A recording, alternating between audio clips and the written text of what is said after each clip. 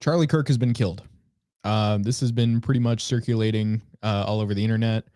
I know Greg had sent me a video of it yesterday, not too long after it actually took place. I watched the video. I watched the up close video.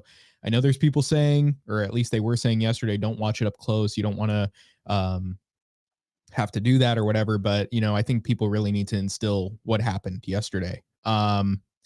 So, I mean, I don't know, Greg, I guess we're going to go over sort of just our initial reactions to it. But I want to say before this that, anybody celebrating this, you're seriously, you're in a death cult. I like the leftists that are cheering this on because they're actually, despite there being, figureheads that are saying what's happening was wrong, or what happened was wrong.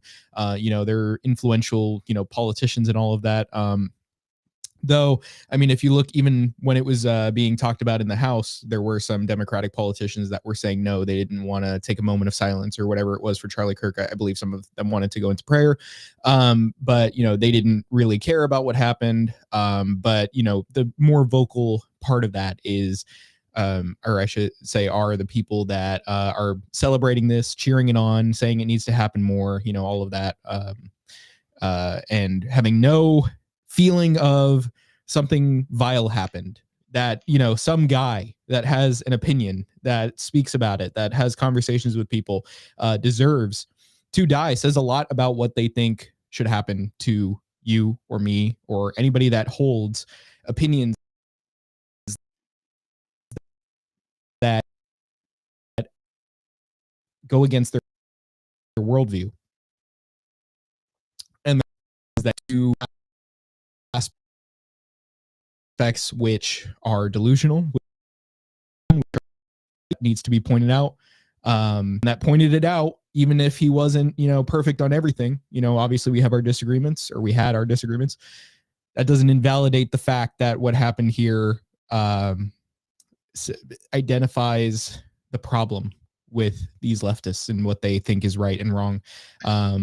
So yeah, we're going to go over that tonight. We're going to go over some of that celebration of it, what it means for the future, I guess, and where we go from here. But Mr. Greg, how are you doing tonight? And I guess, you could talk about your initial reaction to when you first watched the video. I have a Pepsi float, so that's pretty good. I was about to pass out before I had that, so it was a necessary accommodation.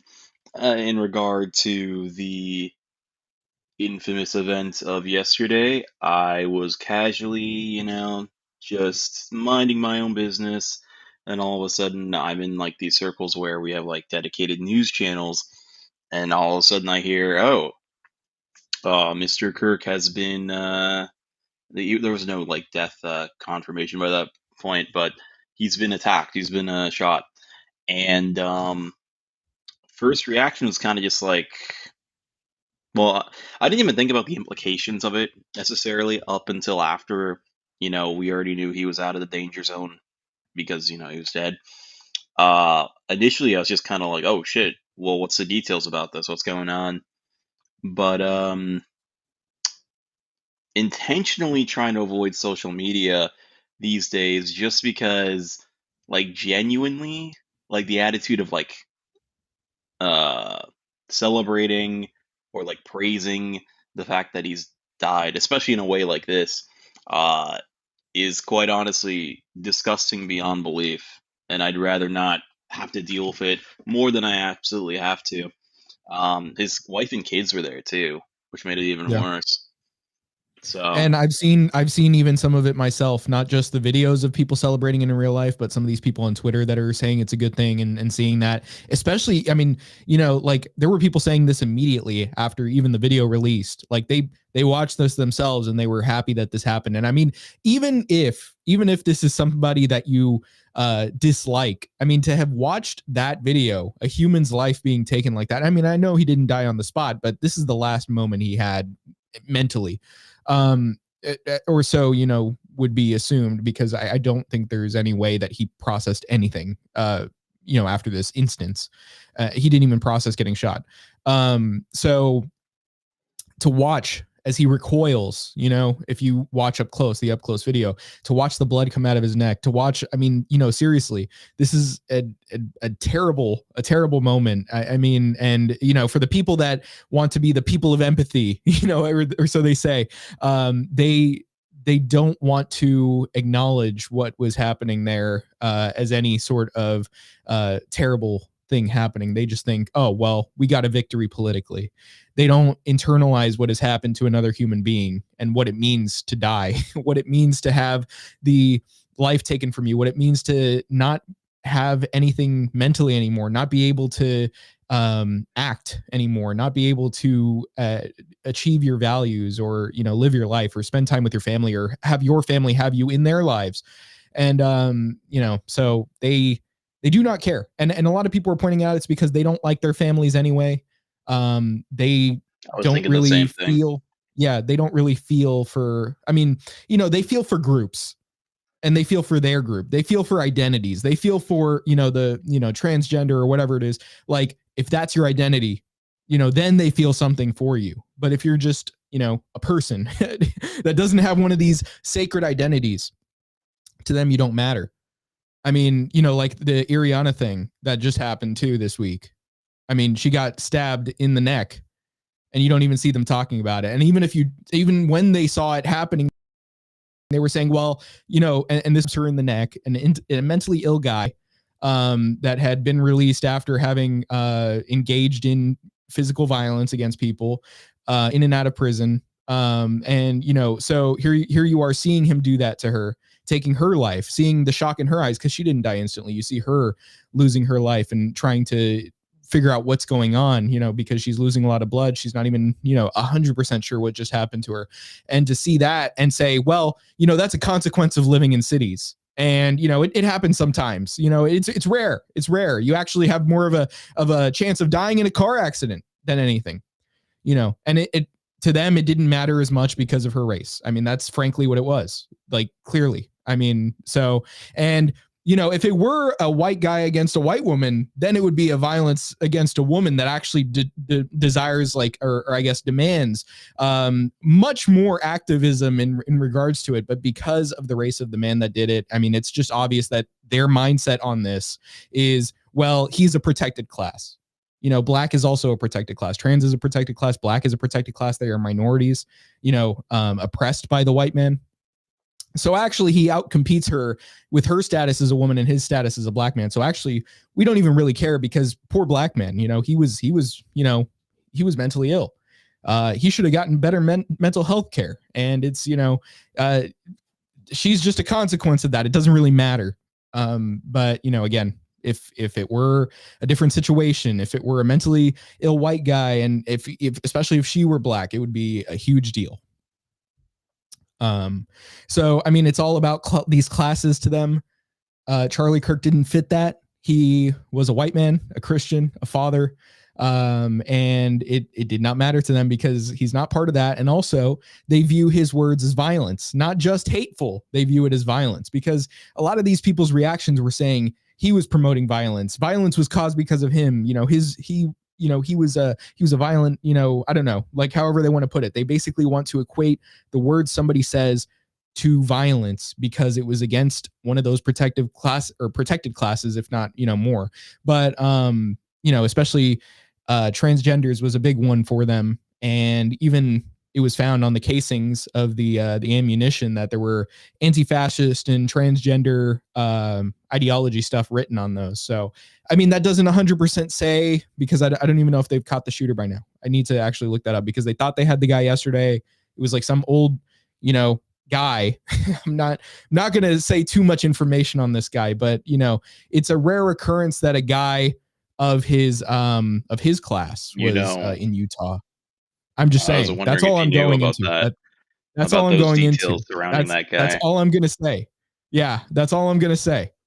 But aside from that, supposedly, like, the big thing about him, people were identifying is like, well, he must have been this boomer. I mean, he is a boomer, Democrat guy.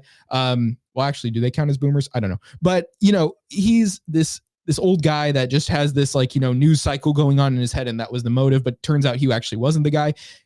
It's strange that he would try and take the blame while there's a shooter getting away. So I don't know. I mean, like, that's a little weird, but I don't know that we know the exact shooter that was involved. But as far as the ideological leanings, what we have to go off of in that regard is the casings. And I mean, obviously we have the people of that same ideology that are cheering it on. And at the very least, we can say that if it happened to Kirk, regardless of necessarily who exactly did this, the celebration of it and the promotion of this ideology in favor of his life, or anybody's life that spreads these values that Kirk had, or even worse in their view, it's demonstrating the problem with them and with what their ideology will lead to, as it assuming that it spreads more, or that it just continues at the same rate that it has, as far as these not being positions that were actually held a couple decades back by almost anyone, and now it's very widespread. So there you go. We're going to take a look at some of the tweets, and I'm going to speak more on it as far as these people's mindset. But what I want to say is, I guess, point I can bring up about these people when you think about them, and I guess the best way to think about them, they're like ants. They view it, society, I guess, like humans, as and themselves, not as individuals within that society, but as units of a colony. And what happens with ants? Like, have you seen those videos where this guy like leads an ant to a big amount of food, and then the ant brings the other ants in, and then when the guy takes the food away to trick the ants, the other ants haven't seen that, so they think the ant that led them to the big food, was defective because it led them to nothing in their view. So they rip it apart limb from limb. You've seen that, right? Yeah, I've seen it in Rails. So yeah, exactly. So their ideology is very similar, in the sense of like, you are defective for not accepting what should be the colony's mindset, and thus we will end your life because you're defective. You deserve to die. That's just how they view it. Because to them, it's it's not. There's no significance to that individual life. It's all for the sake of the colony. And not only that, but I mean, obviously their mindset goes against what makes sense as far as how humans behave. They want to attribute man's interaction monetarily, like not just the financial system, but just money itself. Money is something that we have just used. It's not just something that, well, the government uses it to control society and all of that. Yeah, they do take a hold of money to control society, but money itself, I mean, the idea that you can attribute value to this exchangeable thing that is far more exchangeable than just offering your goods to each other in exchange for other goods. Maybe I like make lamps or something, and you make speakers, and you don't want my lamps for your speakers, so you don't want to trade with me. But that's what I have. I have lamps. So how else can I give you something in order to get your speakers that I want without giving you these lamps? Well, obviously we have something called money that I can use, in order to sort of have that value there. And, obviously it's supposed to be backed by gold, or be gold itself, or some sort of, good that itself has some value, but, the government fucked that. But point being, what I'm trying to say here is, obviously money serves an inherent purpose. I mean, in the sense of like, I guess when I say inherent, I mean more like something beyond just this superficial structure that is only there for the control. It's something that is actually there to exchange value in an easy way for man, so that we can actually achieve our means. And so they view it as, well, it's just a thing of control. We need to abolish it. So not only that, but just, man's self-interest. They view man's self-interest as something that, well, the reason we don't have communism is because people are too self-interested. They just care about what's good for them, and they're going to act in that manner unless we, redirect society, re-educate people, or take care of the people, get rid of the people that, go against this. And so they view it as, well, actually, there's no inherent desire. And by here, I actually do mean inherent to man's nature. I mean, the other one is more of a product of man's nature, the money, but, self-interest is inherent to man's nature, but they view it as something that isn't. And so it has to be corrected.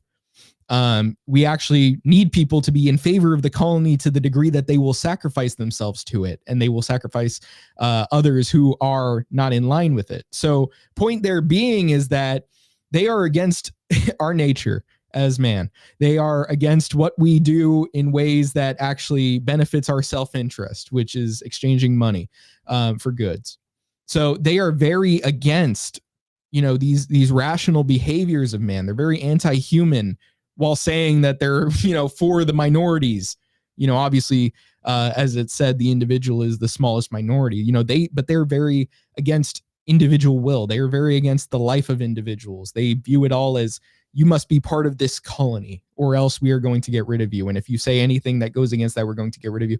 Meaning, they force, and that's the only way they can really do it. They force you to believe it.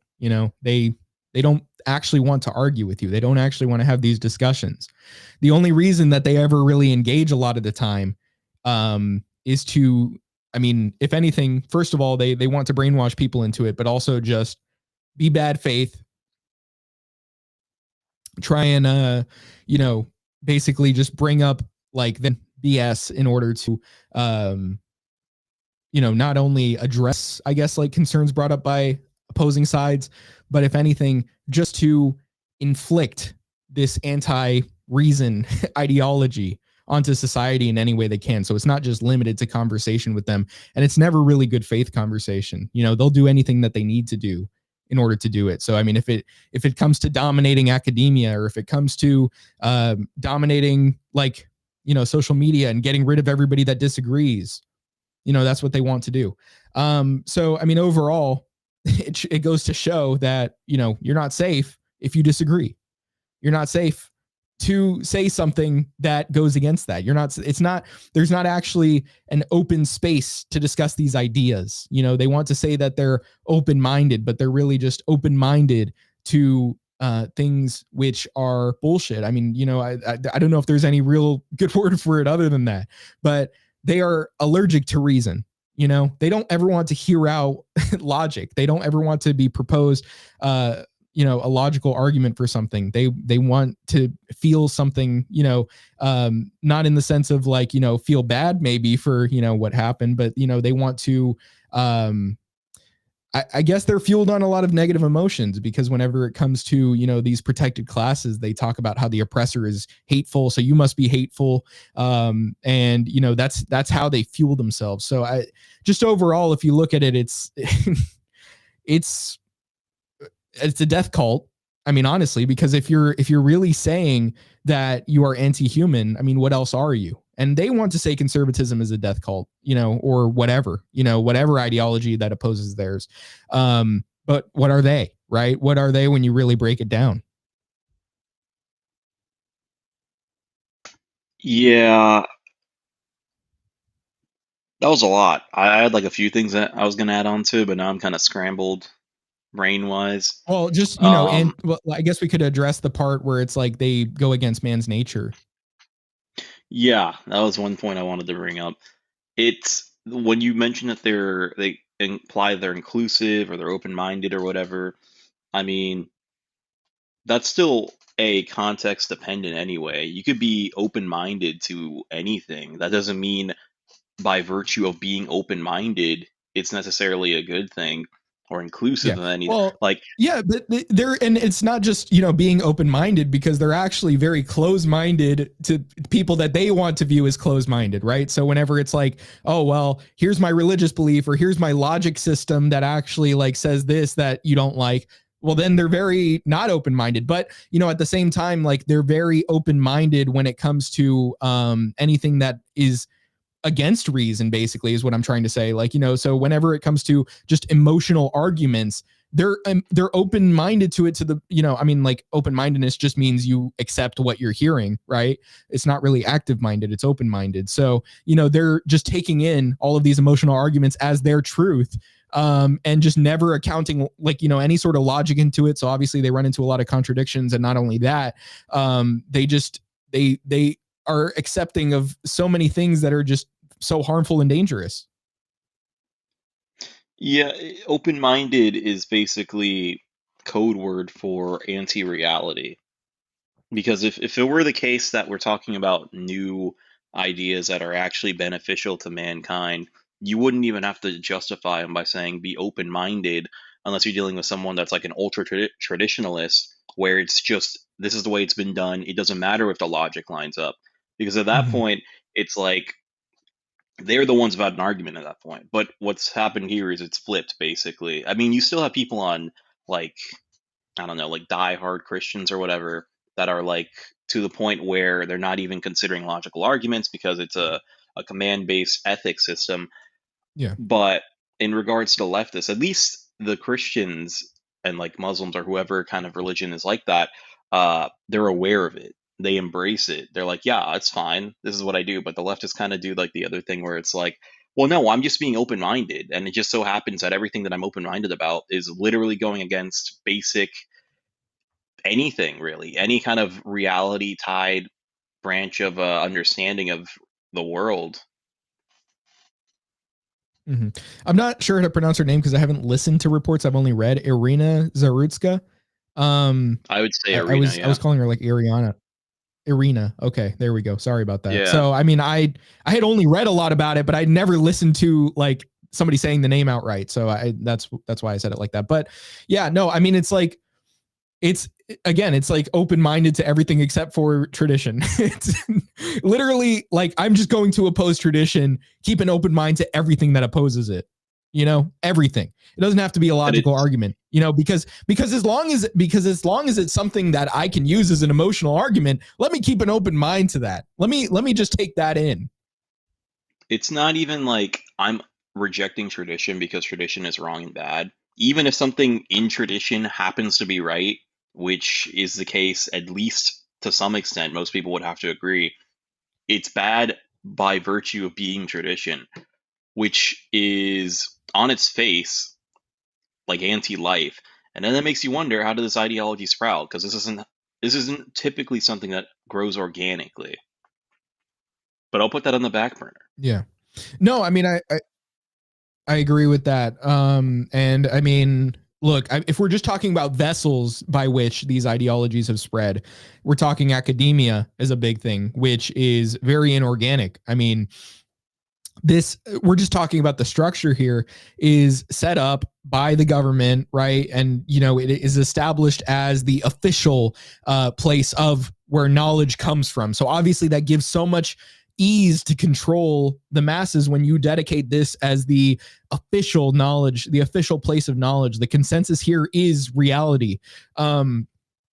So you know, they pick, you know, their professors that have these ideas that become, you know, the meta, and you know, their scientists are the ones that declare what is good and what is bad based on their own methodologies that are already presuming things about reality that you know aren't even the case. So you know, they're already coming in with preconceived notions and then dictating what continues to be true, and people eat it up because they're like, well, you know, this is just the collection of man's greatest. You know, this is just, you know, a collection of all of our knowledge put together and then assessed. You know, that's all it is. So it's, you know, they're acting like this is actually the sphere of information that is real, and anything outside of it that challenges it or says anything, you know, new, or even just, you know, that has been stated before but, you know, maybe, you know, considering it again, that has to be wrong because you're going against everything we've already determined to be right. Not just because of the arguments themselves, you know, they want to say, oh, well, that's stupid, or that's, you know, that's retarded or whatever. But, you know, obviously they're just coming at it from the perspective of, well, we're already right. So if you're challenging it to begin with, we don't even need to hear your argument. We already have what they told us is the case. So then also when they're making arguments, they're just repeating the facts that are said by the science, and then it turns out, you know, it's like, okay, well, all you're doing is repeating back what has already been told to you. You're not actually, you know, making an argument yourself. Right. It's just implant the idea and then they'll regurgitate it because it's the only thing kind of tying them to any form of reality. And I think like certain writers even talk about this, where it's like psychologically what this does is, since it breaks your reality, the idea itself becomes the anchor. And when you remove that anchor, Like, for example, if you are growing up in this environment and then suddenly someone shatters that, like you actually have a good faith art or a conversation with somebody and you realize something doesn't add up, that can be psychologically tormenting. So it's not even just, I don't want to say it's not their fault, because to an Mhm. extent you do have to accept it to begin with and deny so much about reality to get to that point. But it's almost like a safety mechanism at that point, where even if you do get confronted with something that is against your worldview to the point where it shatters your whole perception of reality, you have to reject it. Otherwise, you're going to go through a process, a necessary process, obviously, of reforming your entire worldview from the bottom up, which is a long process. I mean, that itself has parallels with religion. I mean, so, even the ones that are so critical of tradition because it's tradition, they themselves accept the sort of basis for what determines truth as well. And, they're still wrong for that because they're not going at it from a logical perspective. They're not actually, and, that's not to say that religious people can't come at any of their positions from a logical perspective, but obviously, like, Greg was saying, that it's very, it's based on deontology. So I mean, they're basically just doing the exact same thing while rejecting religion because, oh well, but you say this is bad, you say these are bad things to do, and so, like, that makes you hateful. Right. And it's like, I guess the best way you'd have to go about it is, hmm, it's almost set up like a lose-lose situation, because either you have someone that at least feigns being good faith, and then at the end they say, oh, well, you're just an evil person. I just heard all your views. I listened to you. And they're not even really listening. They're just kind of soaking it all in, but it's not penetrating like the shell of their own ideology. Or they're not even going to listen to you and they're just going to say, you deserve to be offed or whatever for Yeah. even having ideas that are against the crowd or against the establishment, which is ironic considering they consider themselves freedom fighters. Yeah. So let's take a look.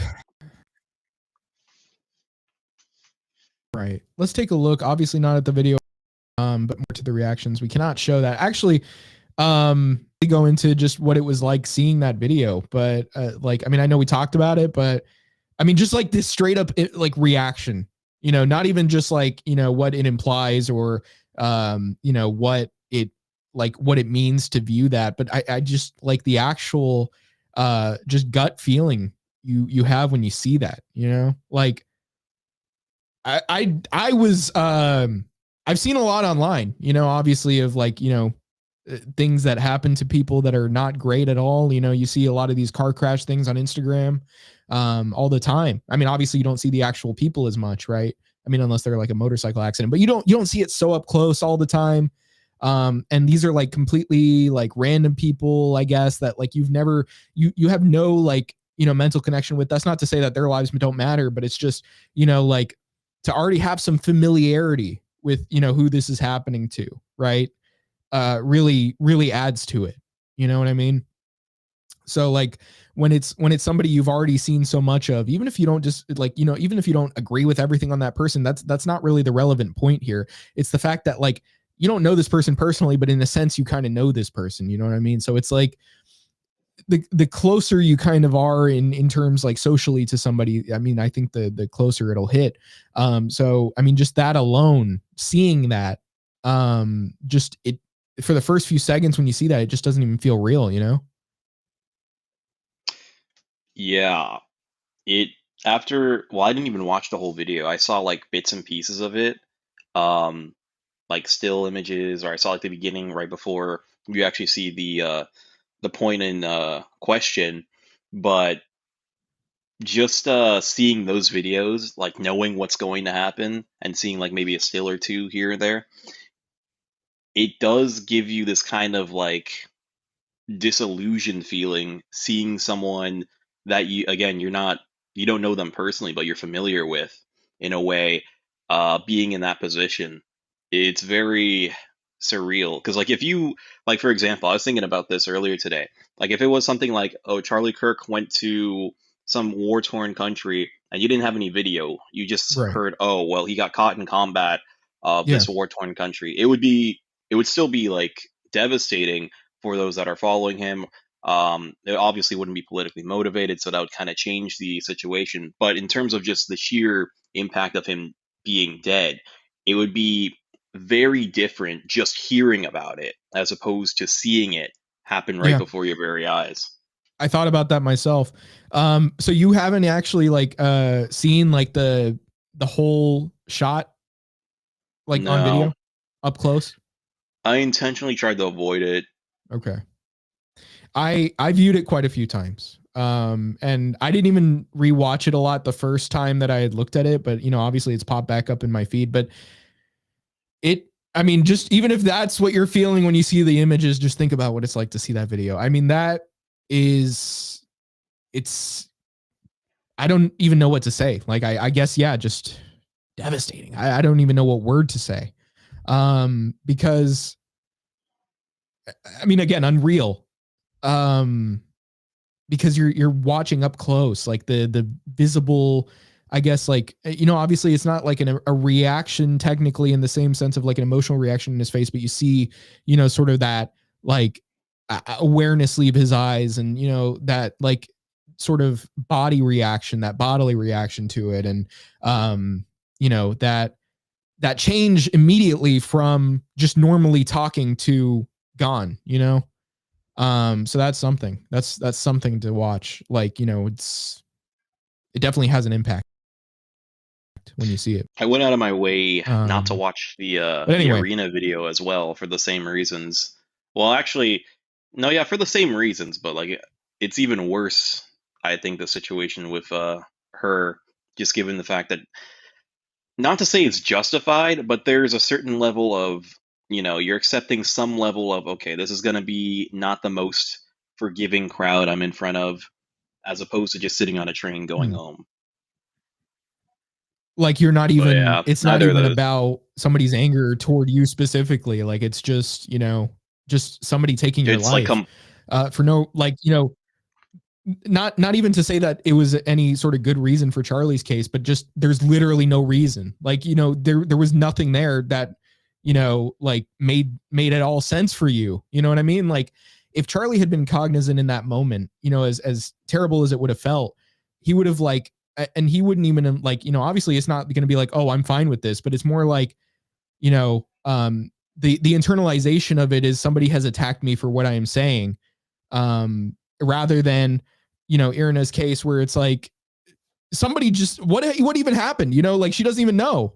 um and so yeah, I mean the video I've seen, it was censored on the like actual like the very like specific point of her head where it was happening. There was a blur.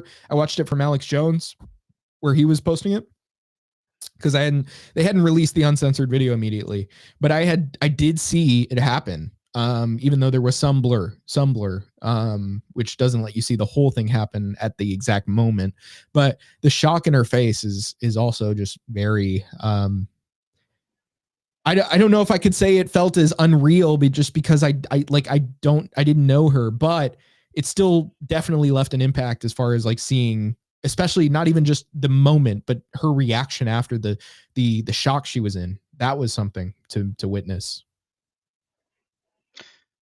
Yeah, I can't really say Yeah. too much more on that since I'm not So familiar with the footage, let's but see what we have here. I want to pull up some videos. Oh yeah. And you know, the thing is for that one on in her case, the guy, you know, this mentally ill guy claimed after the fact, as people, I mean, like the people who were there on, you know, in there with her, not doing anything about it. The guy was just walking off saying she called me the N word. I mean, she never did that, but he was saying like she called me the N word. And, you know, you have to think like in somebody who views the N word in that light, you know, in the light of, and I'm not even just saying this guy specifically because this is a mentally ill man, but well, you know, everybody that thinks somebody should die over saying a word is mentally ill. But I'm just saying the point being is that the people that are at least more cognizant of where they're even at and what's happening around them, you know, will say maybe like, on the end of like, because like we were, with that Austin Metcalf situation, there were a lot of people that came to Carmelo's defense, right? And so, with this too, like, as soon as you hear, well, she called me the N-word, that's going to evoke a sort of a reaction in those who view the N-word as an offense worth hurting somebody over. As well, if she did do that, well, then maybe she deserved it. Like this is going to be how some people think. And I can't really go too far deep into the psychology behind it because it's, I don't know, maybe it's a little off limits, but in the same way with Charlie Kirk, there was like a tweet he made about LeBron back in 2011 where he was saying LeBron sucks or something. I don't know, something like that. Like he's not good at his game or something. And then there were a bunch of, I mean, it's black people, I'm just saying, like, I'm just describing the crowd of people that were in the comment section, putting a lot of gifs like, of LeBron and then like celebrating sort of like, like, hey, like, you look stupid now, right? Because you're dead. And so it says something. That's all I'm really going to say there. It says something, right? And on top of that, how we've seen a lot of these videos of, I guess we could say rappers, again, basketball Americans, where there's some sort of fight breaking out and they'll always go for the head and they'll always curb stomp and they'll always keep going for the head even after somebody's passed out, like we saw with the Roger Jackson stuff. It's really insane. I mean, it's insane. And, I had seen somebody respond to the LeBron thing talking, I can't say the tweet outright, but this person had said that the basketball players or the rappers care so much more about a stupid ball, like a fucking ball over some guy's life. Have you seen that meme where it was like, black people when there's no ball or gun in a video game and then like they're really bored with the video game? I've not, but I've never even thought about that actually. That's It's because somebody was talking bad about a video game that didn't have either of those in it, and somebody pointed that out, and it's like this meme that had apparently been around before. So it made me laugh because it's like, man, like you prioritize, and all we have to really do is take this to as a cultural idea that there's a problem with, and I don't think there's anything wrong with saying that, like to prioritize basketball or whatever ball you're thinking about as in like to this degree. There's clearly something wrong with your value system if that's how much you care about that, to the point where you'll even make fun of a dead man just to celebrate your goat, whatever. But I mean, this is twisted. Yeah, I never made that connection before, but the big boom of like everybody below a certain age threshold being in the video games really does line up with once sports video games and first person shooters become like the mainstay of any kind of video game system. Before, when it's like like Nintendo type stuff or like Sega, and it's like more fantasy oriented, it's like puzzle games or whatever, or like even those online games, like MOBAs and stuff like that, you think of a certain character or a certain person that's playing those kinds of games. You don't think of like now where it's Fortnite, where it's literally anybody below the age of like 30, not even playing that. So that's something to think about. And have you ever purchased a copy of 2K? Like, because I've never purchased a copy of 2K. I never understood the point of playing a sports video game. Like, yeah, not even trying to make a joke or anything. I legitimately, even as a kid, I was like, well, I could just play the sport. Why would I? Yeah, it didn't make sense. It was for the exact same reason. I was like, what are you playing that for? You can, and if you want to see them play, you can watch them play if you really want to do that, or you can go play the sport. Yeah. Like it just, what are you getting out of that? What do you like? How much skill? Like, I guess like, well, I think I'm about to prove my own point here. Like, what's the mental task involved with shooting a ball toward a hoop in a video game? Right. I'm just saying, like, where's the actual complication in any way? Like, where's the actual thinking? Where's the actual rational process of either following a story and getting something out of that, or, some sort of mission and like completing a task? Like, it's literally just getting, like, watching a ball fly on the screen into a hoop, and probably not a lot of skill is involved in actually doing that either. Yeah, I was just gonna clarify. The only time I've ever played some kind of sports video game is if I was like borrowing or I was like playing some game that's like in a free arcade or whatever, and it's like small, obviously, so there's not a lot of options, and it's like some kind of like mini game selector, and one of the games is like, I don't know, fucking Sonic basketball or something like that, Mm-hmm. or something like that. But it's not like I was not getting the same amount of dopamine hit from literally any other kind of video game that I would have been playing. Like even playing Yeah. like fucking there was like a mini game in the Mario DS where you could play the blackjack. That was way more of a dopamine hit. I mean, gambling's base, but uh disavow. But way more of a dopamine hit than digital Sonic or whatever throwing a basketball into a hoop that takes literally no skill because it's 2D and it's not even taking into account like certain types of physics properly. Like it was just kind of like, woo, I'm playing a Yeah. video game.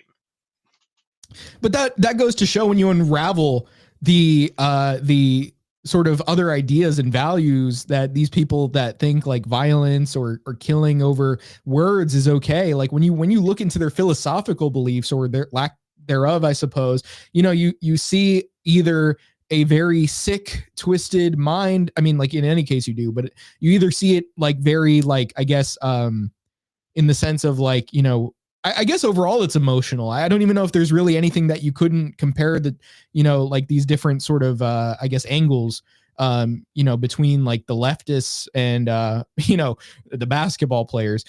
You can't really, like, if anything, make that much of a distinction when you really just go to the, like, broad sort of, like, through lines here, in the sense of where they go wrong. I mean, because, like, it's just either way it's irrational. But um point there being is that, uh to, like, if you just follow the, like from, I think it's okay to do something like this to people that I have a different opinion from, you start to see how anti-reason overall they are. It's not just that.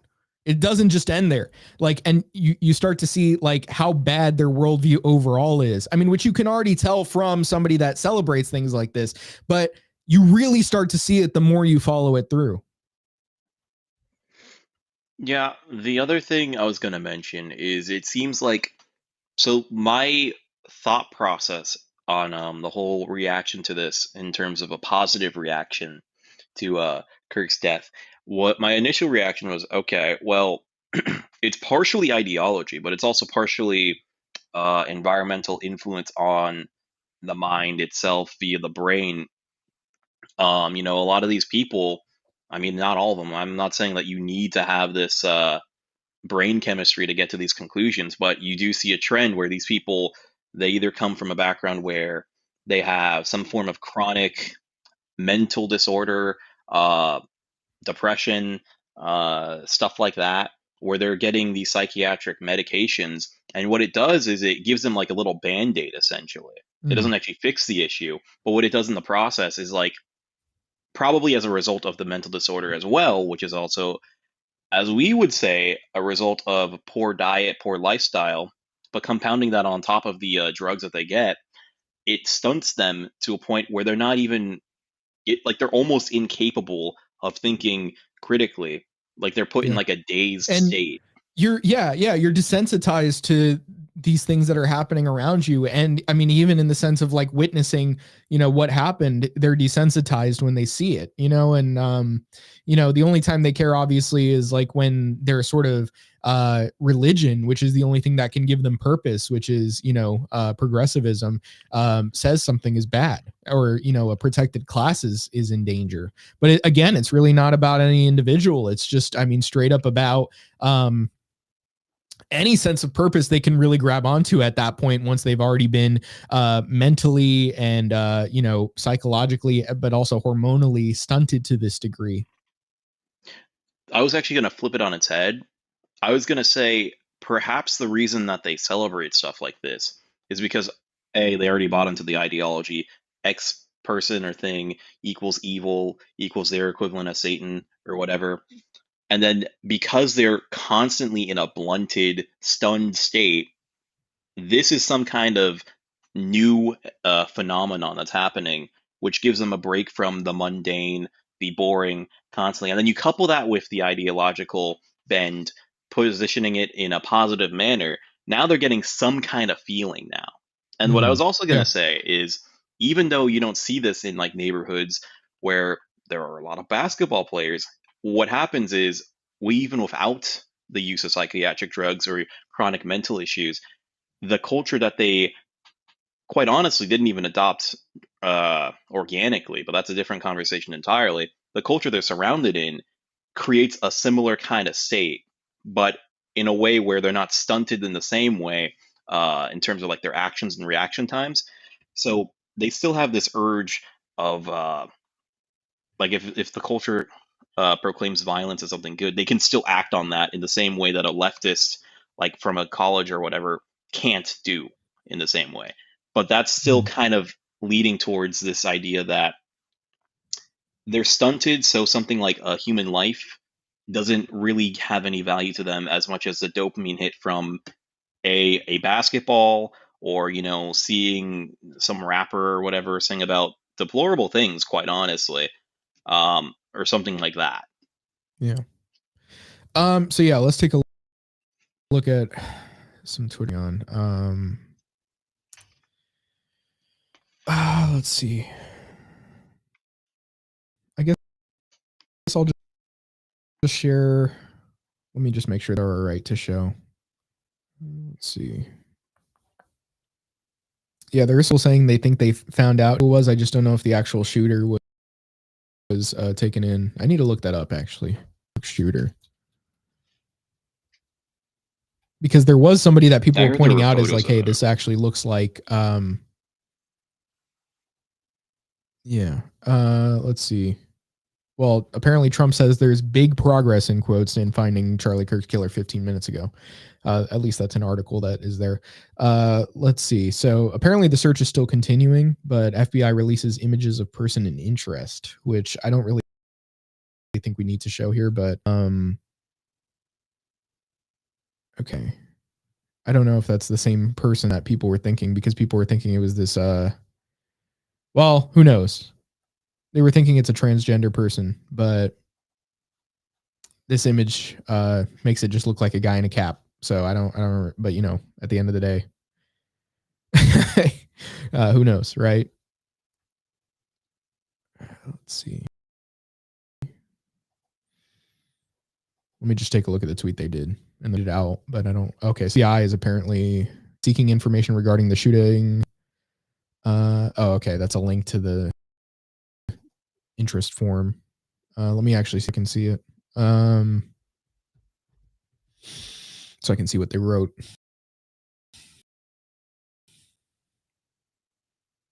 It's Utah Public Safety were released those of the person of interest in connection with the murder.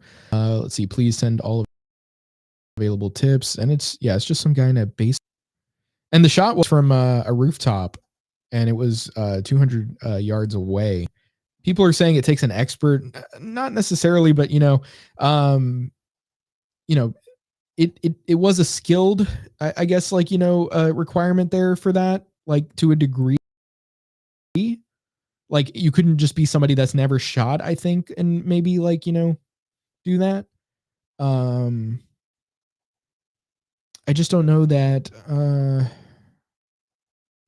I just don't know that it had to be an expert shooter, But I don't know who this guy is that they're releasing information about. I don't think it's the same person that people were saying was the trans person that had something to do with it. But oh wait, somebody's asking if that is the same person, because it's like a she her that like put up like a song on SoundCloud apparently like Charlie Kirk, like, dead at 31 or something like that, like before it happened, and then was posting about it or something like that. But apparently the shooter that they're releasing doesn't look like that same person, so I don't know.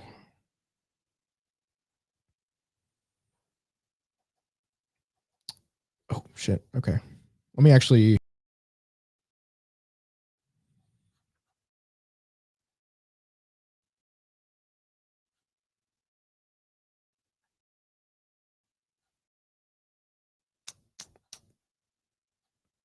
To this, I just mean like,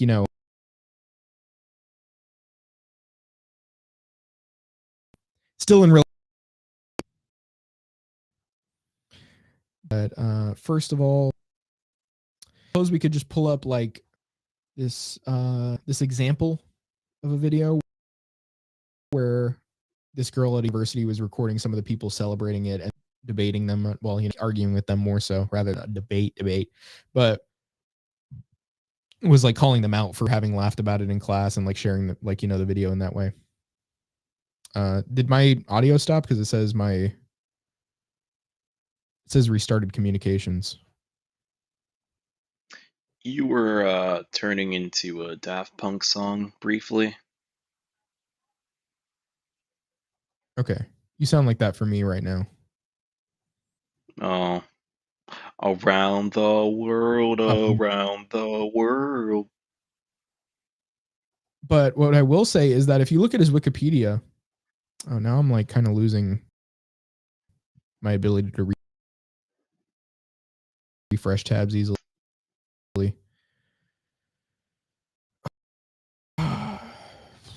I was seeing that they were describing him as far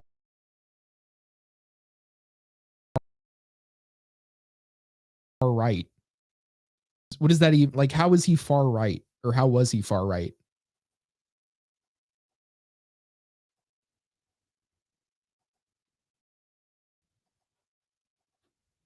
Okay, let me try restarting this tab. Okay, it's helping a little bit.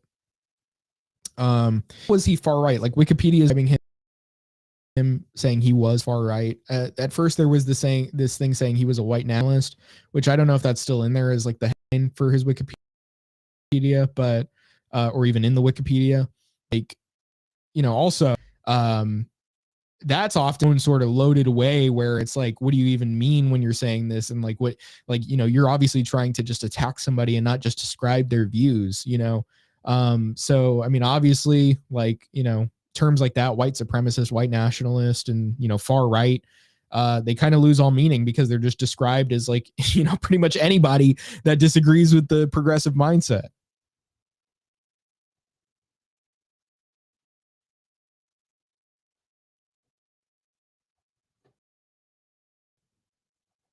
Okay, Did you we're finish all back. that? Just wondering. Um, yeah, I did. I was letting it sit a little bit just to make sure it didn't fuck up again.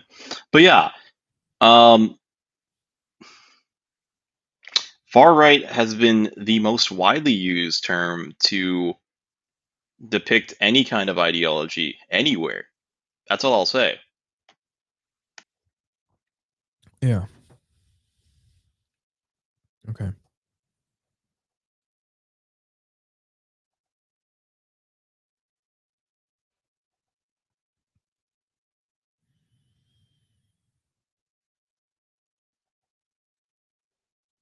Okay. So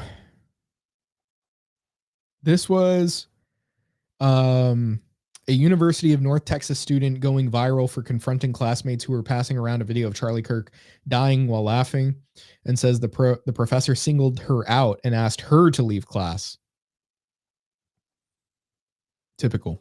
And actually in Florida, like they're talking about how like there was like a teacher that had said something about him saying like, it wasn't the obituary we were hoping for.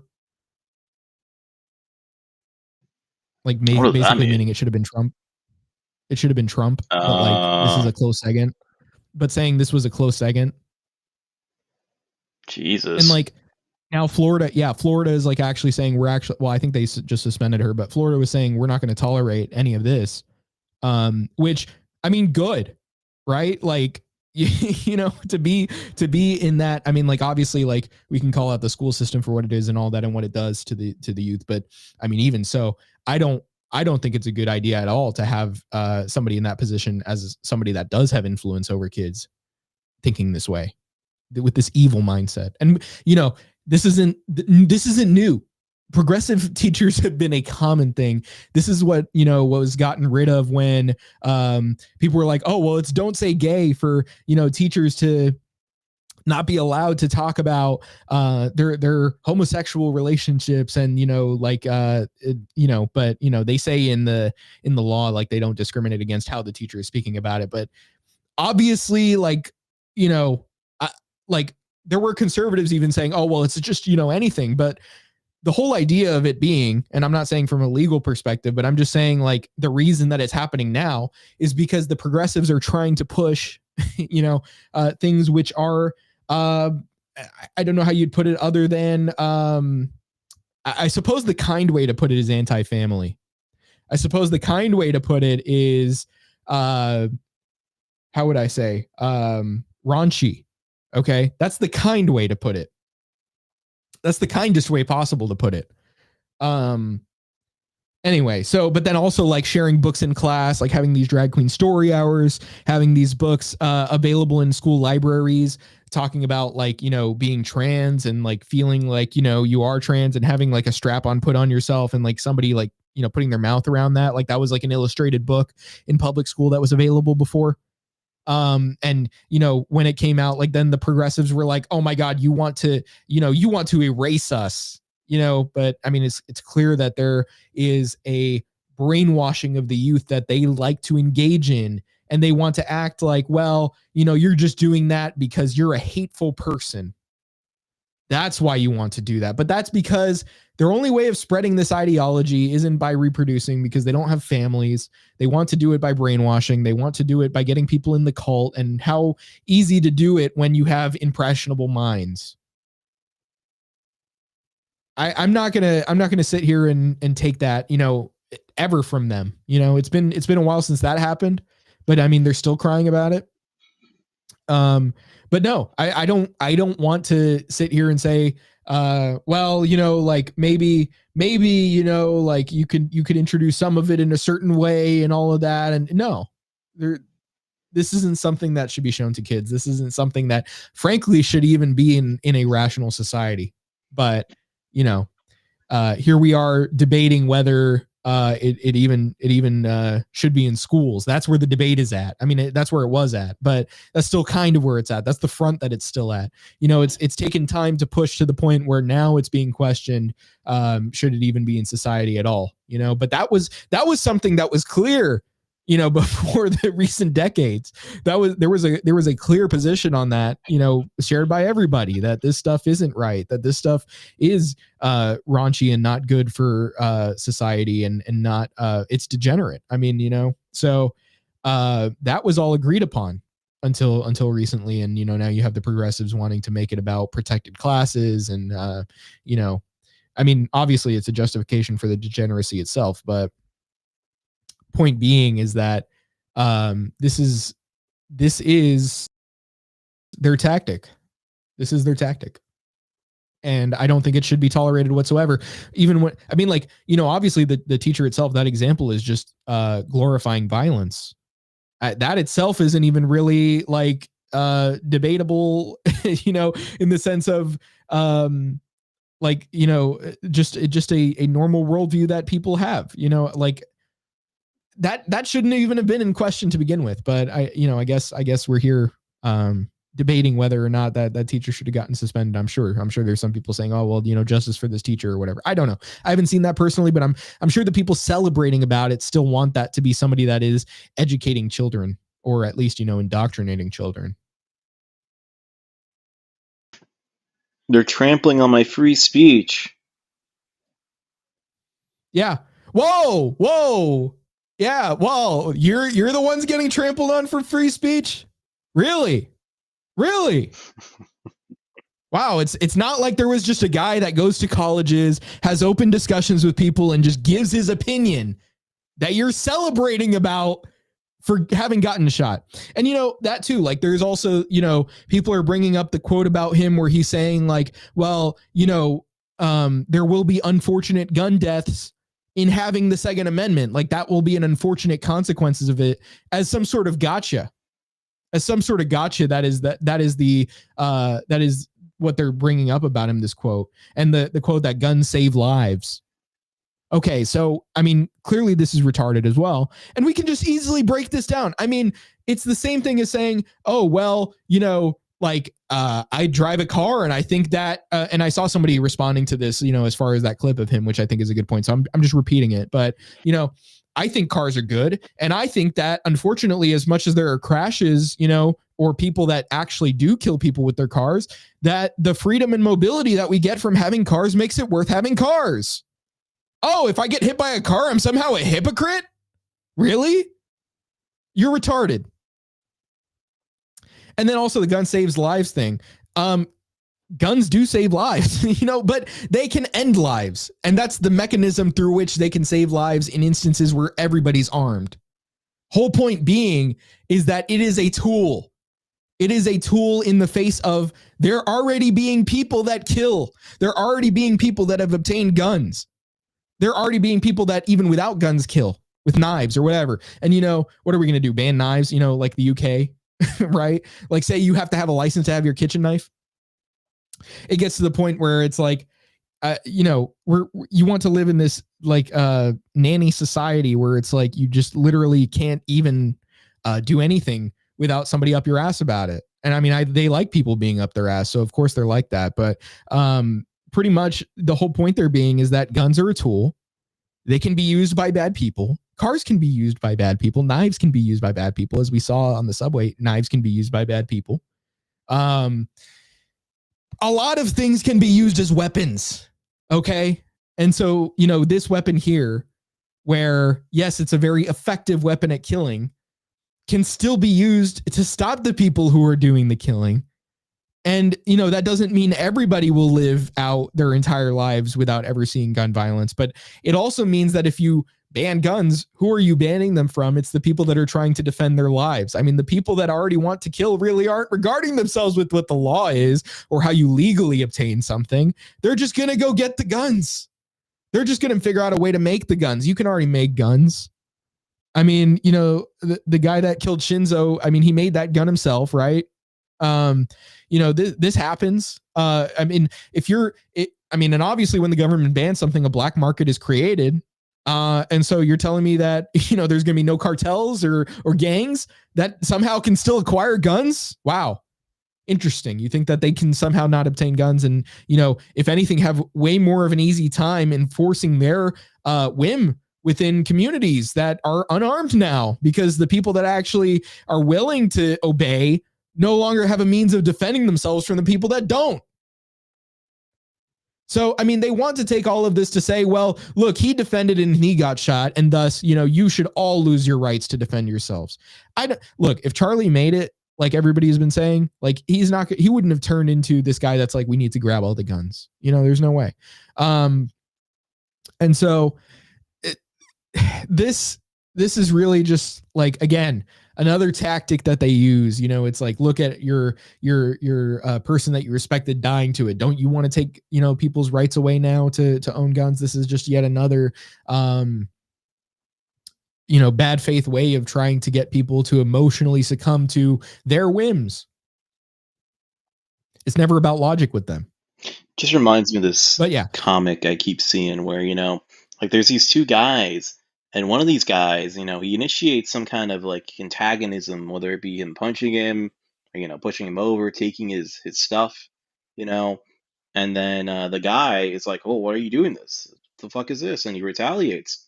And then the guy that got retaliatory force pushed upon him, he goes to like a bigger guy, like a bigger entity, and he's like, look what they did to me, not knowing that the guy that's going to the bigger guy initiated the force. And then this just kind of keeps going on and on and on. It's interesting. Very interesting. Yeah. Okay. So let's see this girl who was at her, college class the day, I assume this morning, because obviously, or I don't know if it was yesterday afternoon. I don't know what, but people are sharing around the video and laughing about it. And here she is pointing it out and saying, like, what the hell is wrong with you guys, basically. So let's take a look.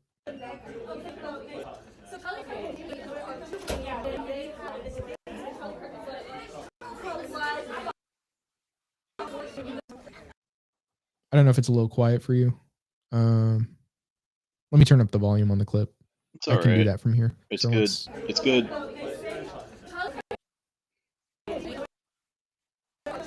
Turn it back down. It's fine either way.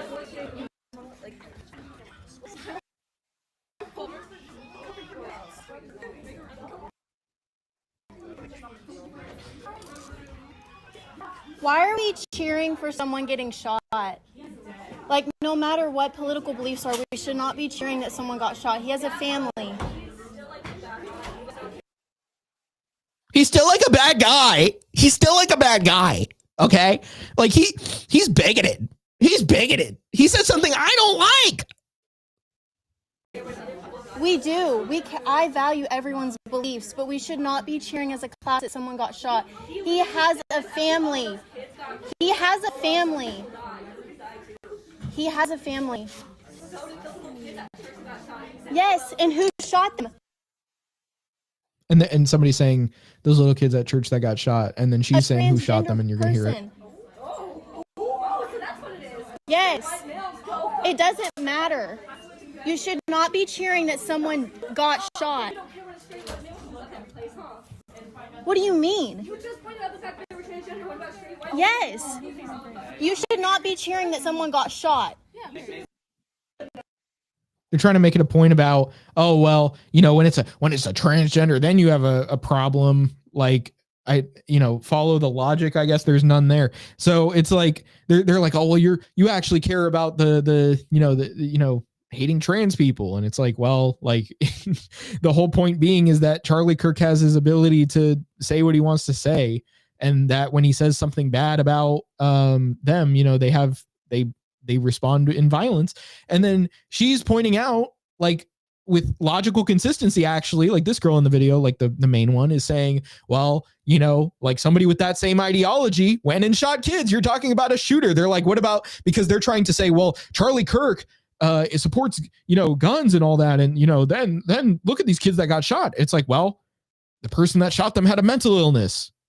But they don't want to believe it's a mental illness. And if you believe it's a mental illness, you should die. So, that's already refuted by their own facts, even though those aren't facts. But whole point being is that they want to say, well, well, he deserves to die for saying this about transgender people. And then it's like, oh, well, also, what about those kids that got shot? And then you say, well, that person was transgender. And they're like, how dare you? How dare you say anything about them? But even though you've already pointed out that, hey, maybe there's some sort of link to the point that Charlie was making to begin with, having to do with mental illness and thinking that you should self-mutilate and that there's something fundamentally wrong with having been born in what is a actual biological sex consistent with what, like, roughly half of the population is born with. It's not some sort of abnormality to be born male or female. My sacred cow, how could you? Exactly. Yeah. So, I mean, they're reeing just about the fact that she used that word, not really about the argument itself or any of that, or, that there's any sort of, I guess, like, actual point to be made on their end. It's just more like, oh, you said that about our sacred cow? How dare you? And so, then it comes to, well, actually, now you've been shown to be the bad person. I mean, and I wonder what they think is okay to happen to this girl in the video. If they think what happened to Charlie Kirk was okay and this girl is justifying not killing him, which is supposedly the bad take here, according to them. Now, what do they think is okay? Like, as far as like violence happening against this woman in the video, what do they think about that? And, that brings us to the point where it's not just about being an influential figure. It's about holding these beliefs. The fact that you hold these beliefs is a problem. The fact that you speak them openly is a problem. So, I mean, I mean, obviously there's a in their minds a problem to spreading it in any manner. So, you know, just in the same way of like you said the N-word to somebody, you deserve to be beat. You said something about trans people on video or, you know, openly or in a crowd or whatever, you deserve, you know, some pretty bad things to happen to you.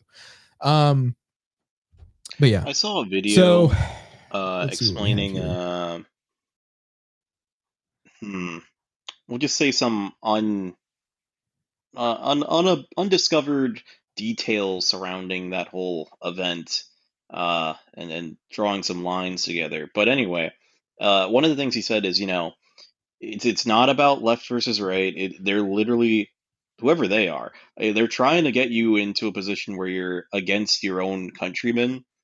And to an extent, I do think there's some truth to that. But at the same time, you've got to take into account, like, if you're talking strictly just left and right, really broad like that, yeah, you're going to get a bit of a both sides kind of wanting the same thing in terms of what they want their opponents, to happen to their opponents. But generally speaking, if you're talking about like uh yeah, the core group, one side is definitely much more likely to not only justify their violence, but also to act out on it simply by, you know, existing in society in a way where you're able to freely exist. And that's not even talking about, like, you know, saying your own views or whatnot. So, I mean, whether or not it is a left or right thing, I mean, sure, I get that it's a divisive thing on purpose, whatever the underlying uh, things that led to this event were. But at the same time, it's like one ideology in question here, and I know we're talking broadly, is definitely a little more dangerous for your average Joe if he just happens to be in the wrong place or the wrong area, or accused of saying the wrong thing, or doing the wrong thing, or supporting the wrong person. Like, this doesn't exist equally in the same way. Yeah. So I'm just gonna make sure I don't scroll too far down. Let me see. These are just some of my bookmarks on this. Just gonna make sure. You're streaming, you know that, right? Okay, we're almost there. No, yeah, I'm saying I'm making sure I'm not going too far down. Yeah. I didn't go on Twitter too much yesterday, but from what I heard from Okay. a mutual contact, Okay, this is fine. she Just say had that. no intention of watching the video, but she stumbled upon it. I'm not going on my Twitter feed. I'm going in my bookmarks and I'm just going on the ones that I know are safe. I didn't bookmark the actual video. I'm just saying, like, for anything that was information that maybe wouldn't have been good to show in here. But Sam Hyde had a really good tweet on this. We'll have to show it at some point. But, you know, basically, You cannot show what he said to, like, Kamala yeah, I Harris guess, and like, stuff like that.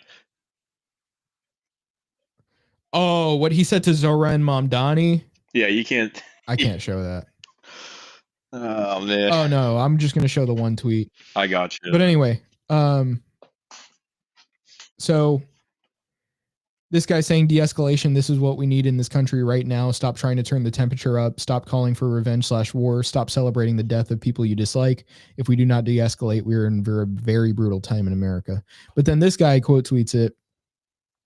It's a parody account. That's why it says main Antifa. It's satire. But he says, respectfully, fuck off. We tried reasonable debate and they murdered our debaters. We tried peacefully protesting and they killed and jailed our protesters. We tried online discussion and they censored and deplatformed us. We tried winning with memes and they jailed our memers. You can't undo this. The time for de-escalation has passed. Now it's time for retribution. So there are people that are very heated about this, and you know they're fed up to the point where it's like, look, like, we tried it in every civil way possible in every step of the way. All they've done is attack us. All they've done is try to crush us with any means necessary. And, you know, that has only gotten us in places where we're in jail, we're dead. or we're just social outcast or like socially outcasted compared to them. And so, what do you do when this is what it looks like, for you? And what do you do when these are the people that you're facing? These are the people that will do things by any means necessary. That's not to say you can really control the exact political tides of, what's happening, because I mean, there's a lot of control above all of us that, we don't really have a direct influence on. I mean, it's not like we're, like, oh, it's perfect democracy, and as soon as enough people wake up, we're good, right? Which is kind of like, at that point, is there any way to get out of it? Like, do things just keep getting worse? Do things like, ever really get better? I mean, like you've said, things will get worse definitely in the short term. It's not like things will just, start improving all of a sudden. But I wish I could be optimistic enough to say, what, I still believe that, we're gonna make it through this very easily, like more easily than just like things getting so worse than they are now. But unfortunately, it just doesn't seem that way. I forgot that I said that. I was not expecting it to be like this, but I guess I probably should have. I mean, things have already been bad. It's not, I mean, this is obviously like a sort of like big moment, for people, like, as far as thinking really about what's happening, but that's not to say that nothing's happened until now, as far as like, and not to say like, something's happening in the sense of, something actually like life-changing for the good, you know what I mean? But, or something significant enough to change the status quo, you know what I mean? But it is more to say that, like things have not looked in our favor for a good while now. It's like a double-edged sword, and I can't mention all the specifics on why that is, but I think you're getting a lot more people polarizing in a way where it's obviously leading to things like this, which is awful. But within the polarization, you have people looking at other third parties that are previously not involved in the conversation.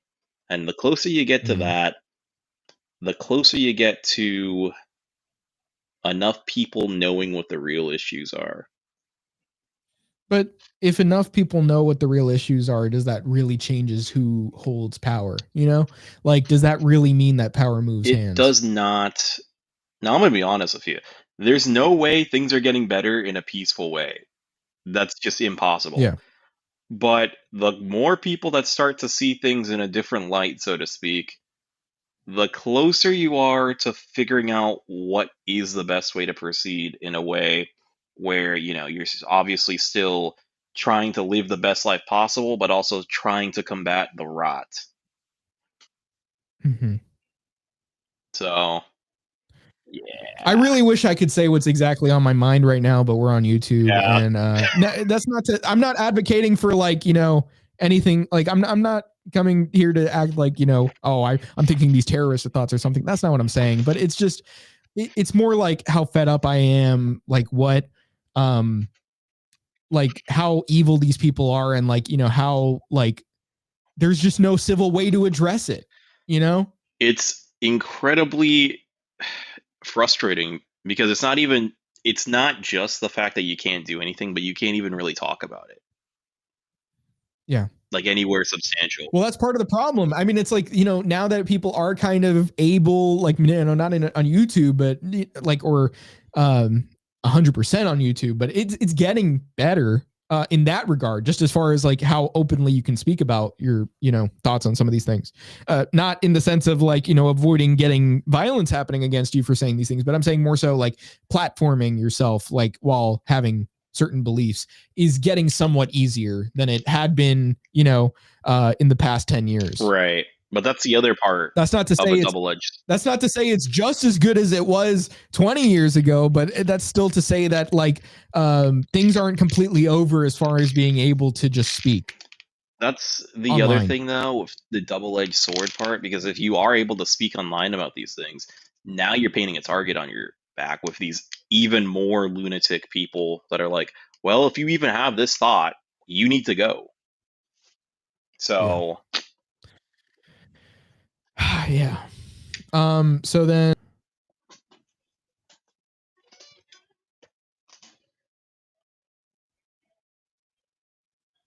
the whole video of this, but this guy said I was attacked at a vigil for Charlie Kirk. I filmed 2 leftists shouting Charlie. They stole my phone, punched me in the face, and just meta glasses. I want them both. Women.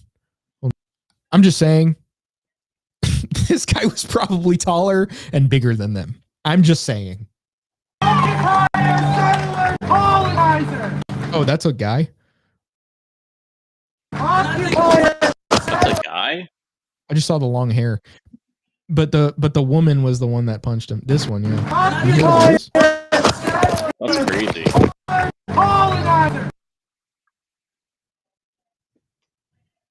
I can't say the word I'm thinking. Yeah, don't.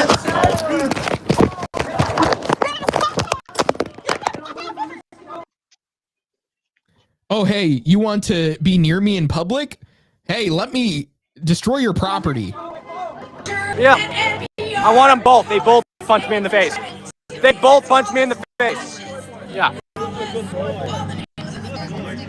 going to make sure we get that face for facial recognition. See, like, you know, oh my God. Yeah. Okay, let's just go to this one. So this one gives a kiss out because this is their aesthetic, right? Sure, you see the that looks like some piercings or something there too.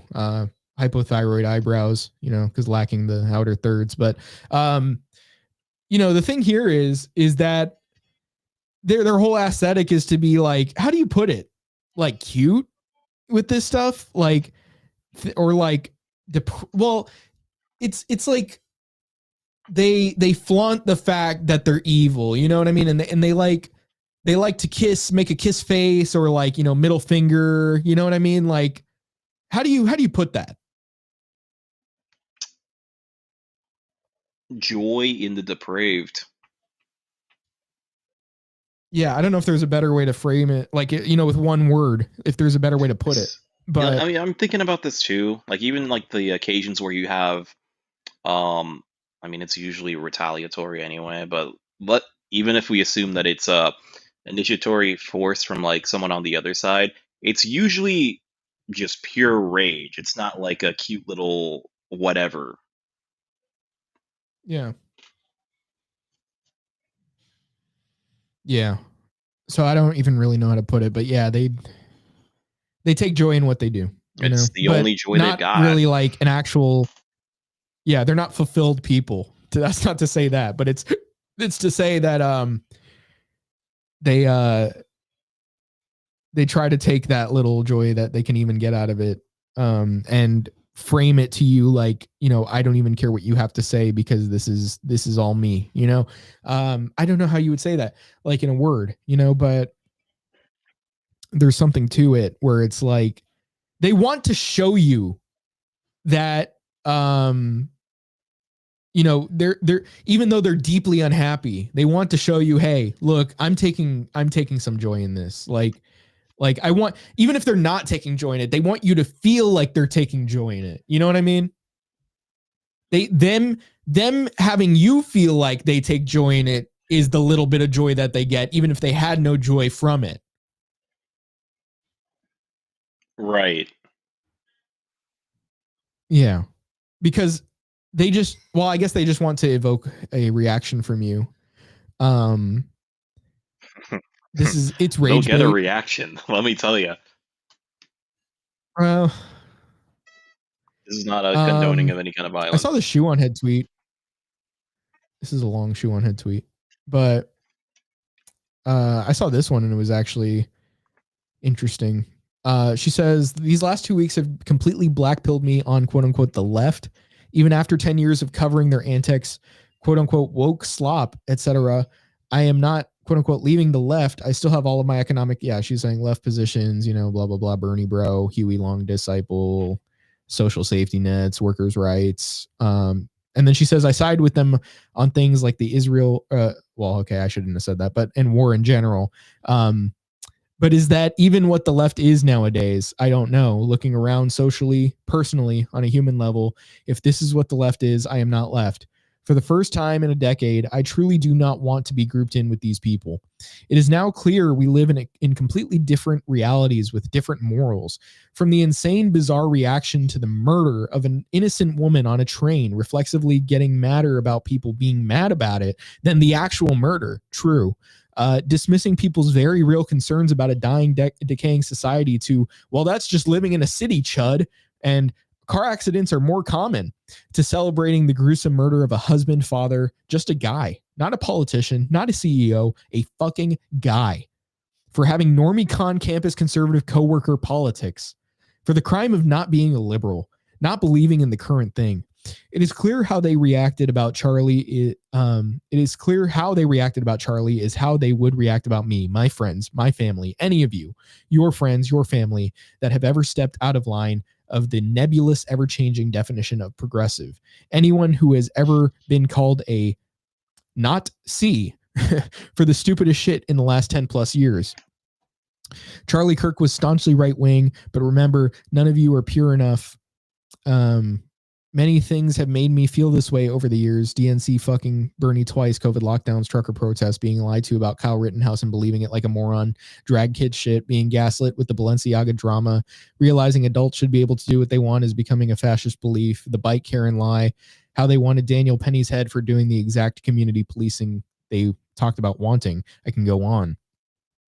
But this week in particular has been eye-opening. Posting videos and pictures of Charlie's wife and young kids will not move them, because they cannot relate and never will. They are atomized bug people who hate their families and themselves. The unfortunate product of modern society. They are miserable, evil human beings, and I owe many people many apologies for ever thinking otherwise. Maybe I will calm down, but I couldn't sleep. But I'm absolutely demoralized and black-pilled beyond belief. I do not want my child growing up in a world like this. Sick, evil shit. She's come a long way. Yeah. Okay. Yeah, this guy right here saying Charlie Kirk isn't a martyr. He's a casualty of the violence he incited. And somebody replying, yes, the debate me guy famously inciting violence. Because again, they just view words as violence. This was the headline, him saying, well, it's, quoted. This was a 2023 article actually, but he said gun deaths unfortunately worth it to keep Second Amendment. But yeah, let's see. This Evan Loves Worf guy was saying, like, when Charlie Kirk died, he's like, I don't support this. Like, I hope, well, I think it was when he got shot, but he hadn't died yet. He was like, I hope he lives or whatever. But so this was like an Elon quote tweet on somebody else that was saying the left lectured us for the last decade about the dangers of violence from the right, from the assassinations of President Trump. And then it goes on. But Elon's response basically was the left is the party of murder. Evan says this is so dangerous for him to do. But this is a very lefty guy that often is having really bad takes, but delusional takes, quotes him and says zero self-awareness, because he has already himself said Republicans are a death cult. No exaggeration. So what's the difference here? But point being is that if you really look at, leftism, as I was saying before, I would describe them as a death cult. I mean, their outright celebration of this just goes to show that. So let's not play the, well, we can't really say that for sure about either side.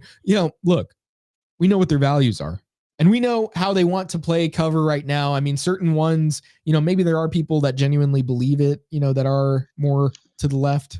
But I guess Shoe on Head, who's not even really like a lefty when you think about it, aside from, the populism stuff. But again, I don't know, because you can be like a right-wing person and be a populist and have the same, whole, economic take she has, which I'm not even saying those are good, but I'm just saying the most banned man on the internet who's a right-winger has similar economic takes. So, I'm sure he wouldn't disagree much with her on her economic takes, to be frank.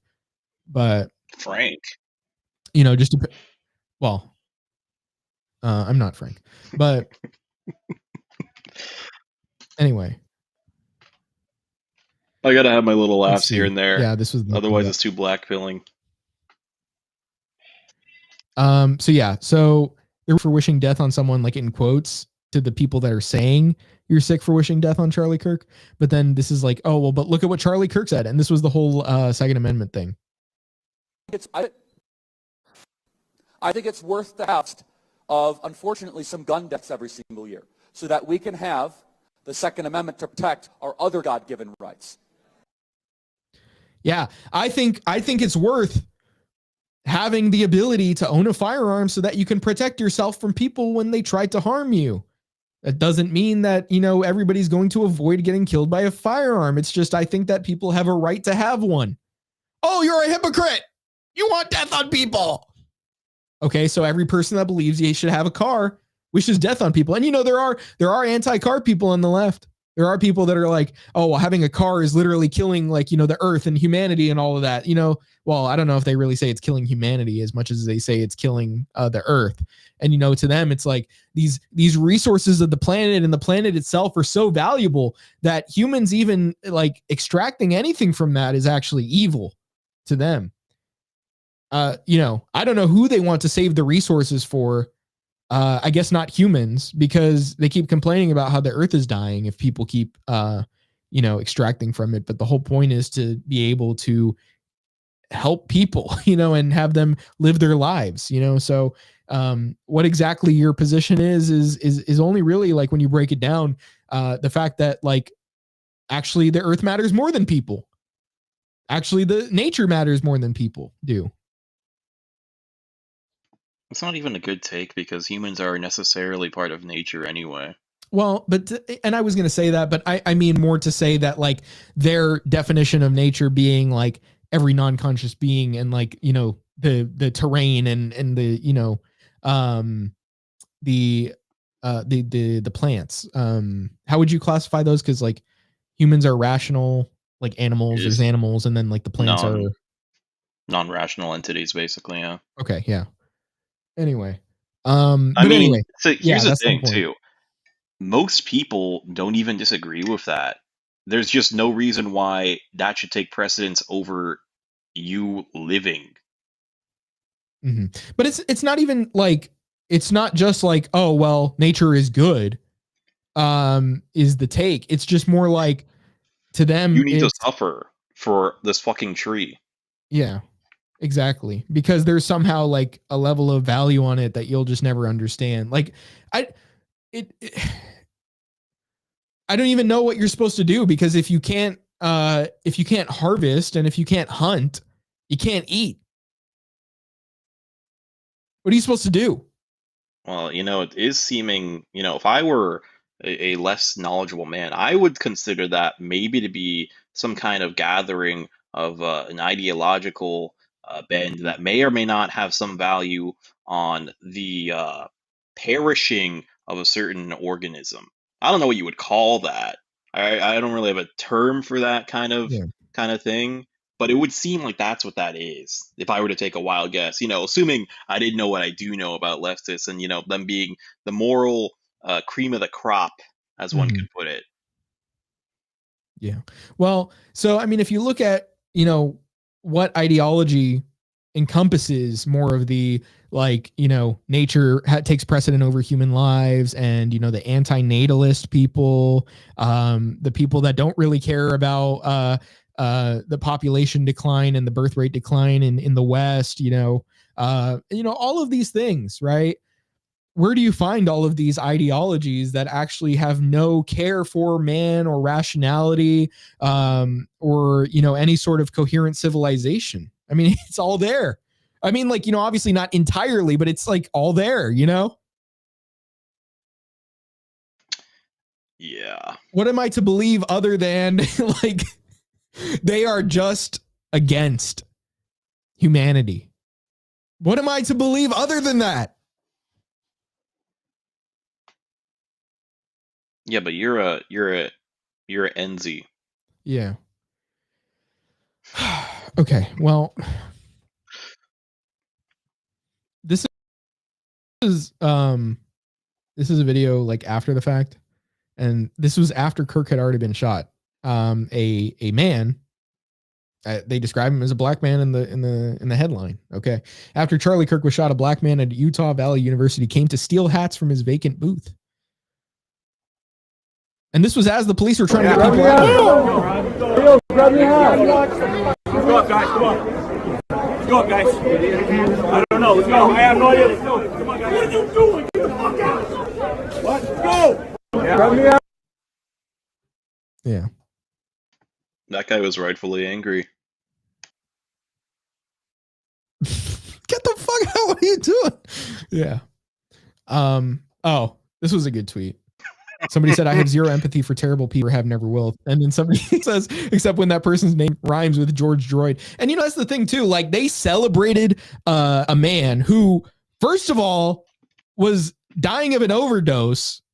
So, I mean, like the whole idea that it was just Chauvin's knee that took out his whole life. And, you know, like it was actually a white man that was out to kill a black man that day. He like the only reason George died is because he kneeled on him, you know, like you should have been that guy in that conversation last night because the woman was having some takes like that. It was kind of ridiculous. Yeah, we need to live in a society where people go into every building through a metal detector because of what happened. She thinks that literally the only way to stop violence is for every building, every college, every mall you go into to have you patted down and x-rayed in order to even interact with other people. When clearly the solution, I'm just saying, is that the problem is the mindset of the people that are doing these things, and that needs to be addressed. Why punish society as a whole? Why make everybody have to live under like disgusting levels of lack of privacy because of these people when you can take care of them? It's pretty. Are we talking about the same person? The woman. She said that? She was like, oh, well, in Turkey, like there was all these happenings in these malls of like, active terrorists. And like they just started putting metal detectors outside of the malls. And then, you get x-rayed and all that. And now there's none of that. And you guys are going to hate me for saying this. But, there were at college campuses, there were like a bunch of fascists and communists getting into knife fights. And as soon as they built this whole stone wall around the universities and put x-ray machines and stopped letting people out of the public in, then it was all safe. Dude, what? Yeah, we need to live in a literal like prison society. Do these things. We all need to live in a prison. And she's used to it, she says. She's like, oh, well, I don't even really think about it because that's how I grew up. We can't, I don't want to like air her dirty laundry or anything like that. But like, she always talks about how it'd be horrible to go back there. And then at the same time, she's saying stuff like this. Yeah. That's a thing with immigrants in general, though. They're like, oh, I don't want to go back home, but like, let me ruin this place and make it exactly like there. Jesus fucking Christ. Oh, man. I don't know if you saw my message, though. No. In the private chat. Let me see. Oh, okay. Okay. I don't know how much more you got planned. Let me just go through some of these tweets. Let me just I got you. Okay. Yeah, so like this was the Evan tweet where he was saying he condemns this and hopes he's okay. But I don't know if this tweet was in reference to Trump or who. But he said there's a certain thing that should happen, and this was 100% in reference to brutality of a certain sort. But Milo was saying as soon as the Charlie Kirk thing happened, he's like, all right, I am unretiring. And, say what you want about Milo. But the whole point being is that he's thinking that, there needs to be a voice to still like promote, certain ideas that, well, I think he's ended some of his other ways that you'd be like, oh, yeah, I've heard of that. Point being is that he's saying I am unretiring. But then somebody literally says next target and points down at him. And, they have the X and Charlie Kirk side by side, whatever. But literally thinks that Milo should be killed too as soon as he says that. So, oh, wow. Not only not only is it like, you know, one guy, they don't just want a symbol of this, like, you know, a fear instilled in their opposition. No, they literally want to get rid of every last person that holds these beliefs, even if that means taking care of them by killing each and every last one. But and read this one out, but this is another to what Shiwan had said about him having a family and like posting his family. But this guy said, this is eudaimonia. He said, this won't make them sad because they simply cannot relate to this. They have no children and do not want them. They have no family because they hate their parents and they hate themselves. Indeed, they have more empathy for some cartel members being blown up on a boat, which is true. Well, I mean, that was not a good thing to happen, but I get the point. Yeah. Well, I mean, like, for example, you know, there was this chick that like posted this photo, or she posted a TikTok video, and she's like, oh my God, like wait until ICE and the government and the military mess around with the cartel because they have the, like, you know, they don't play around. They don't play around. So you're rooting for the cartels in Mexico against the United States because you literally just think, you know, what you think. And I guess I shouldn't go into that too much, but why would you care about literal domestic terrorists in not even America? Why are you? I guess they relate because those people don't. Those people lack regard for human life just as much as they do. The cartel, dude. You know, so I saw this video a while maybe that's ago, relatable, and I was like, oh, whatever. This is just some like rage bait slop. And then I didn't even start thinking about this until now. The cartel is like closest embodiment you have to like demonic forces acting in like any kind of civilized, well, sort of civilized society. Yeah. And you're rooting for them? I mean, don't get me wrong, America's not perfect. Far from it, but Jesus Christ. Yeah. I mean, the other thing is, I'm not one to root for the military going into other countries, but you know, like the whole point being is like you're siding with the people. I mean, you know, say what you want about what the military does too, because I mean, it's not like even the military like preserves human life to the degree that, you know, we would actually agree is like good or anything. But the cartels are literally just savages that will, I mean, you know, to get what they want, they do not care who they have to murder. Dude, I mean, they have no regard for human life. 2 points, and then you really got to start making time. But like, I was just gonna say. Okay, but I was literally just gonna show like maybe like 2 or 3 more tweets, and I was just gonna read them out. All right, cool. I just want to make these 2 actually points. Focus on the good ones. But you say what you want to say, and I'll figure out which ones I'm going to focus on. Gotcha. So, like, one hand, most people don't know just how bad the American military or, like, you know, alphabet soup people really are in terms of what they do. So, I mean, like, they know a little bit, but they don't have any idea how deep it goes, and they don't know why it happens the way it does. So, I mean, even if you do assume that they know that the U.S. military isn't great, their rationale for it probably isn't stable, and they probably don't know just how bad it is anyway. And then on top of that, like, oh yeah, now I remember. I was talking to this one Mexican broad, and she was telling me how this cartel member killed his girlfriend. Shit, I shouldn't have said that. Whatever, you get the point. He unalived his girlfriend because of something stupid like she wouldn't stop becoming an influencer when he told her to. His girlfriend. That's crazy, dude. You're gonna get me exposed, okay, homie? Holmes, you can't be doing this, Holmes. Okay. So let me just read these 2 actually. It's just 2. Yeah, so there's this individual of a certain persuasion. Charlie Kirk was fascist, you know, good riddance. I don't even know. But anyway, somebody says, quote unquote, the most vulnerable minority in reference to, you know, trans people. But this guy says, when a right winger wants someone gone, it's because they were a murderer, an essayer, a mugger, something like that. When a left winger wants someone dead, it's because they said they didn't want to participate in their perpetual onogynophilic ERP session. Not completely sure what ERP is, actually. I should have probably looked it up before I said it, but you know, whatever. but yeah, the whole point being is when you don't entertain their delusion and their fetish, then you get what happens, when they get mad. But anyway, so also Jimmy Kimmel on Charlie Kirk shooting death. Can we stop angry finger pointing and agree it's horrible and monstrous to shoot another human? And then, so this guy just in quotes, he's putting a lot of quotes that typically is said about conservatives. Conservatives are dangerous. They're a threat. They're destroying democracy. They're dangerous. They're a threat. They're Nazis. They're Hitlers. They're an existential threat.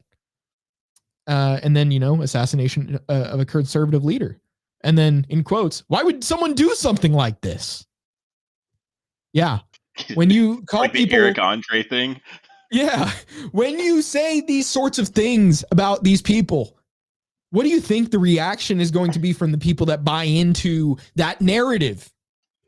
What do you think is going to go through their minds, right? When this is what they're told to believe about these people when they see them gone. That's something, they've been sort of inundated with this, you have to believe that these people are literally the devil. So when the devil is gone, you celebrate, that's where you enjoy yourself, so it's just obvious that a narrative like that itself is deadly. And I'll just leave it at that. So, Mr. Greg, I assume there's not much more you want to say on this. We've kind of spoken our minds on this for an hour and 45 minutes now. I know you have to get going, but yeah, rest in peace, Charlie Kirk. You didn't deserve it. I feel bad for the family. And this is not something to celebrate whatsoever. Leftism is a death cult. And yeah, that's been the podcast. Yeah, I share the same sentiments 100%. The podcast ever. We'll see you guys hopefully next week. Greg was sick last week as we pointed out, but hopefully we have some more of a less black-pilled show next time and just can have a good time.